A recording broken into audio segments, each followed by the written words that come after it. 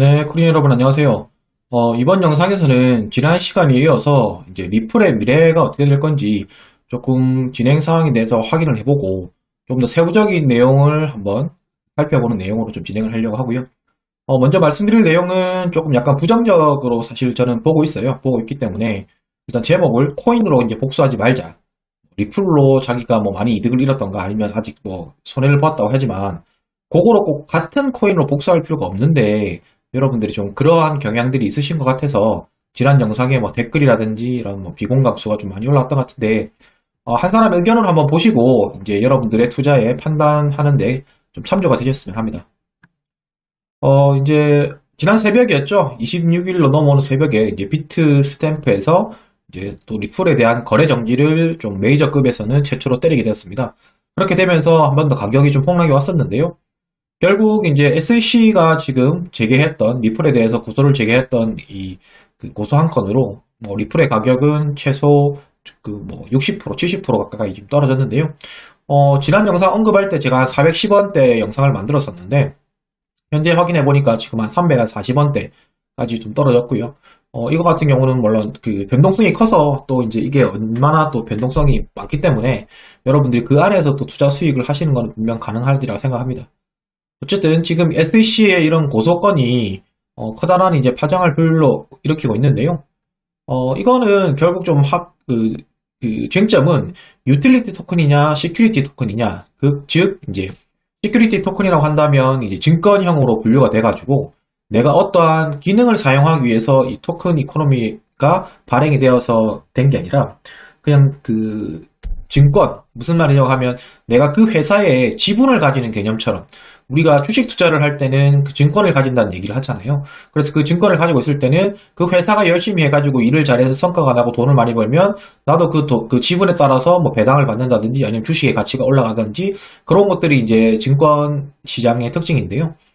리플도 동일하게 이제 리플 자체가 사용이 돼가지고 뭐 송금이 된다고 하지만 사용이 된다고 해가지고 그 가치가 올라간다라는 것보다 리플 자체, 리플 회사에서 지금 하고 있는 그 리플 네트워크죠. 리플 네트워크를 은행권에서 많이 사용하면 할수록 그게 이제 가치가 올라간다라는 개념으로 좀 접근을 하기 때문에 일반 그 투자자들이 이제 리플 자체의 XRP 토큰 자체로 이렇게 서비스나 제품을 이용하는 게 아니라 우리가 은행이 아니니까요. 국가가 은행에 송금해서 이용하는 게 아니라 이제 그냥 리플사에 이제 투자하는 개념이 아니냐라는 게 이제 뭐 큰 틀에서의 개념이라 보실 수 있겠습니다. 앞에 것들에 따라서 이제 달라져야 되는 게 뭐냐면, 유틸리티 토큰, 즉, 이제 기능을 쓰거나 이러한 이제 암호화폐 생태계를 하는 것들은 ICO라는 우리가 형태로 진행을 할 수가 있지만, 그게 아니라 이제 증권형, 시큐리티 토큰 같은 경우는 IPO, 즉, 기업 공개를 해서 이제 증권위원회 같은 데에 저희가 서류를 제출하고 거기에 따라 가지고 그 기준에 맞게 이제 좀 하기 때문에 규제가 더 많다라고 이제 볼 수 있겠습니다. 한겨레 쪽에서 운영하는 것 같아요. 코인데스크 코리아라는 곳이 있는데, 여기서 이제 그 기사를 냈던 것들을 좀 보면서, 실제 어떤 내용으로 어떤 그 부분을 잡고 지금 실제적으로 고소가 진행되고 있는지를 좀 살펴볼 텐데요. 22일 날 일단 제기가 되었었고요. 소송은 제기되었다는 거는 이제 여러분들이 아실 것 같고, 여기에 이제 그 고소장이 명시되어 있던 거는 어떤 거냐면, 리플이 회사랑 이제 XRP라는 코인이 따로 있죠. 리플이 XRP를 이제 증권으로 등록하지 않고 증권으로 봐야 되는데 증권으로 등록하지 않고 이렇게 증권법을 위반해서 너희들이 판매했으니까 이거는 위반이다 라고 이제 지금 주장을 하고 있고요. 그게 토탈 이제 14억 8천만 달러를 지금 받아들였다라는 게 이제 고소장의 주 내용입니다. 이게 이제 사실 하루 이틀 된 논쟁은 아니었다고 합니다. 그게 이제 코인베이스가 지금 수장을 맡고 있는 암호화폐 평가위원회에서도 XRP가 증권이 아니라고 명확하게 말하기 어려우며 증권으로 보이는 요소가 있다고 예전부터 사실 평가를 해왔었거든요. 그래서 이제 이러한 내용들 때문에 그 암호화폐 거래소들도 조금 이제 불안해하는 거죠. 불안해한다는 게 좀 알고 있었던 거지. 어느 정도는 이게 그 일반적인 리플 같은 경우는 워낙 이제 그 여러 가지 요소들이 이거는 이제 시큐리티라고 불리는 게 더 좀 타당하다고 생각하는 것들이 좀 많았다라고 이제 볼 수 있을 것 같고요. 그리고 이제 여기에 대해서 조금 추가적으로 그 내용을 좀 파보자면 아까 1933년에 있었던 그런 대매본 판례 결국 이제 하위 테스트라고 하는 그 요소들을 좀 만족을 해야 되는데요. 그 하위 테스트에 대한 요소들은 제가 좀 뒤에서 좀 자세히 다룰 예정이고요. 여기서 또 그 추가적으로 걸고 있는 게 SEC에서는 앱 리플 4뿐만 아니라 두 명의 임원을 다시 같이 고발을 했어요. 이제 설립자하고 거기에 이제 또 최고 책임자 이렇게 이제 그 같이 이제 고소를 했는데요. 그 사람들은 또 개인적으로 이걸 또 팔았다 이런 것까지 이제 연결해서 토탈 이제 고소가 되는 그 범위가 거기 임원 두 명에 그 다음에 회사 리플 4까지 이렇게 해서 이제 걸고 넘어졌다라고 하고 있고요.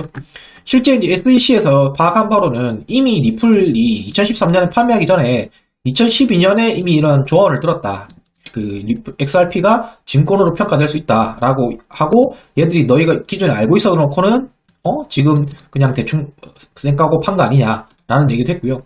또 이제 머니그램에서 아직도 이런 얘기가 좀 나오나 봐요. 머니그램 같은 경우에는 저희가 송금 툴인데 이 송금 툴 같은 경우에도 실제 이제 이 리플이 저렴해가지고 이게 그 사용했던 게 아니라 그냥 뒷돈 받고 사용하는 거다라는 말까지 지금 나오고 있다고 합니다. 거기서 이제 송금업체가 머니그램이라고 하는데 요게 2019년 6월에 머니그램의 지분을 샀고 그거의 대가로 이제 머니그램에 보상을 제공했는데 그 이제 송금업자라고 하는 머니그램들 같은 경우에는 이 200만 리플을 전부 다 팔아버리고 이제 실제 그냥 그 조금 결국 돈 받고 해줬다 이런 개념을 하고 이제 보시면 될 것 같아요.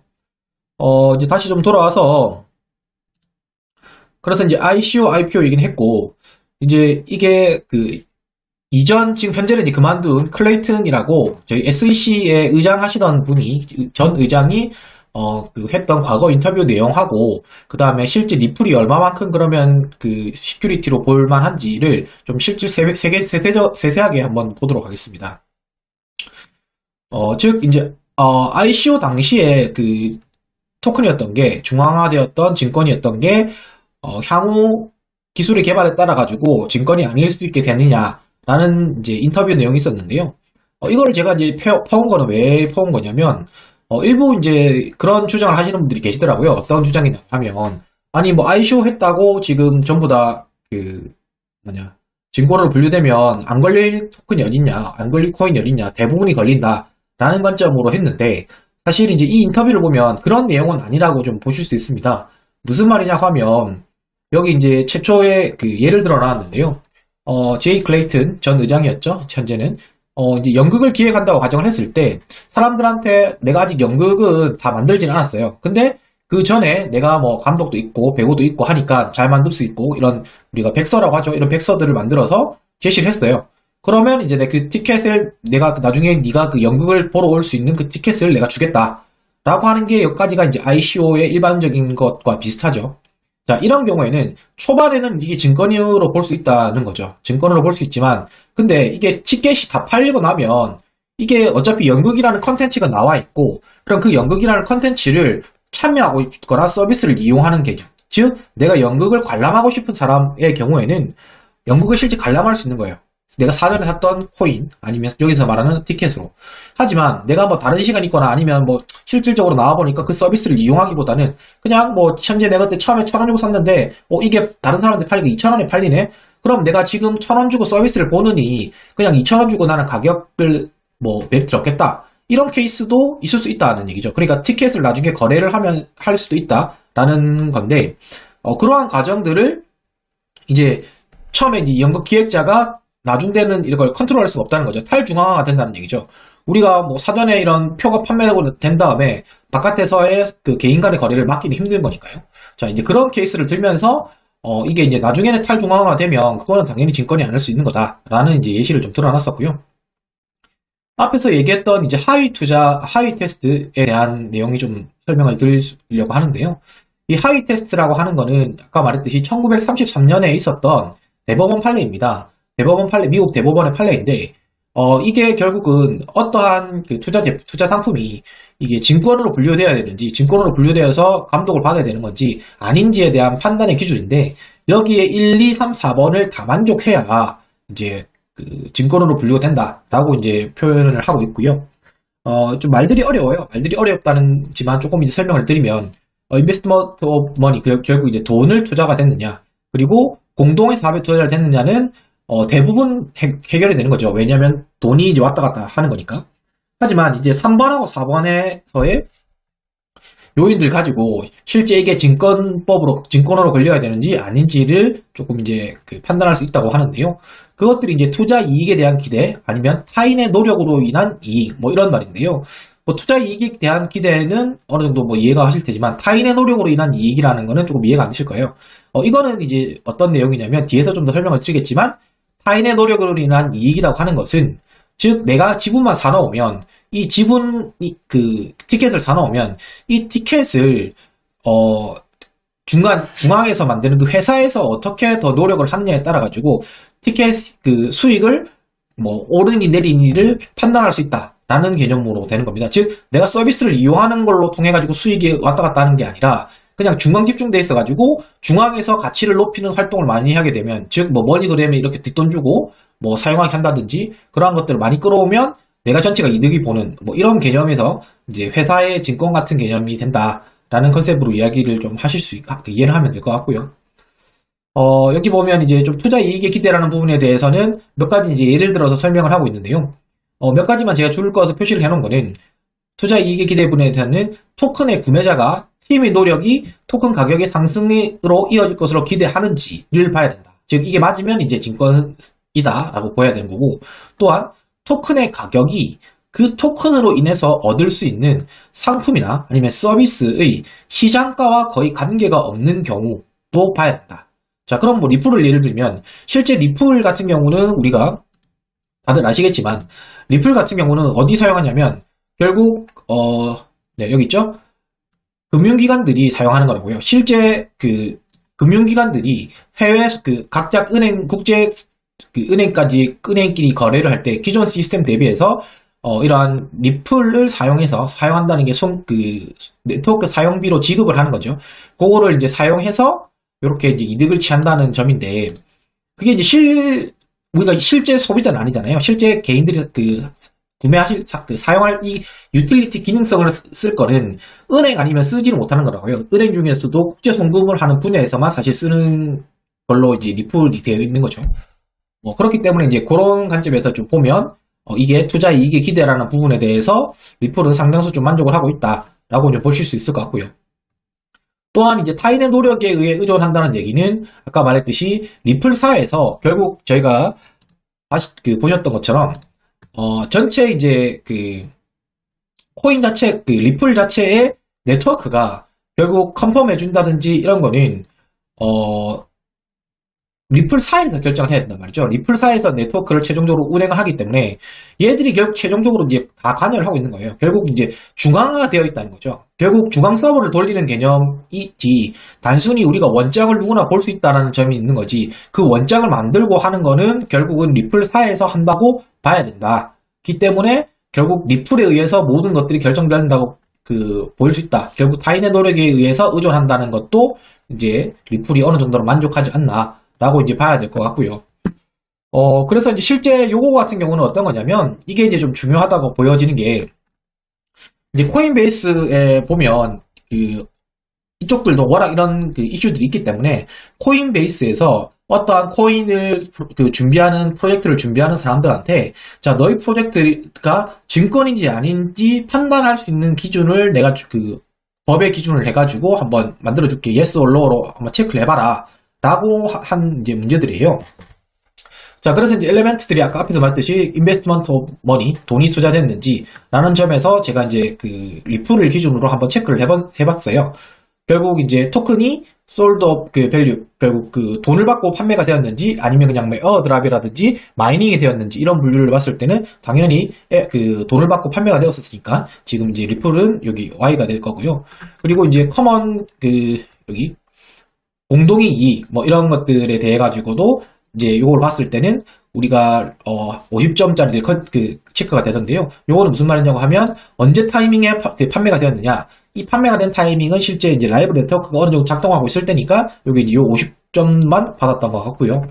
그리고 여기서 봤을 때 토큰이 공동의 네트워크에 대해서 이코노미에 어떠한 영향을 미쳤느냐라는 관점에서는 모든 토큰의 홀더들이 동일한 리턴을 받는다라는 게 이제 저는 맞다고 보거든요. 무슨 말이냐고 하면 우리가 리플이 아까 말했듯이 뭐 머니그램이라든지 이런 것들을 그 파트너로 가져와가지고 하면 결국 리플의 가치가 올라가는데 그거는 각각의 내가 어떠한 액션을 취하지 않아도 그냥 리플 자체의 가치가 다 올라간다는 얘기죠. 자, 그러면 뭐 안 그런 게 어디 있겠느냐라고 말씀하실 수 있겠지만 사실 우리가 뭐 이더리움이라든지 뭐 이런 것을 보시면 우리가 다른 활동을 할 수 있는 게 많다고요. 결국 이제 그거를 내가 실제 사용할 수 있는 부분이 있지만 그 실사용이라는 부분에 적용할 수 있는 부분이 있지만 정말 리플 같은 경우는 사실 딱 실사용이라고 하는 거는 딱 은행들 기관에서 그 수수료로 사용되는 거지 우리가 리플을 사용해서 뭔가 그 서비스를 받아오는 거는 아니란 얘기죠. 여기서 이제 그 내용이라고 하는 거는 뭐 우리가 혹자는 전송 속도가 빠르니까 그거에 대한 가치 교환 수단으로 뭐 사용할 수 있어요 라고 하지만 그거 같은 경우는 말 그대로 그냥 증권을 내가 거래소에서 사고 파는 개념하고는 크게 이제 사실 다를 바가 없는 개념이거든요. 어쨌든 그래서 이것도 이제 동일한 가치를 가진다라는 게 이제 Y로 표시를 했습니다. 자, 그리고 이제 세 번째 같은 경우는 이제 이익에 대한 기대라는 부분이 있는데요. 그것들 같은 경우도 제가 이제 여기 예시를 보고 좀 평가를 해봤어요.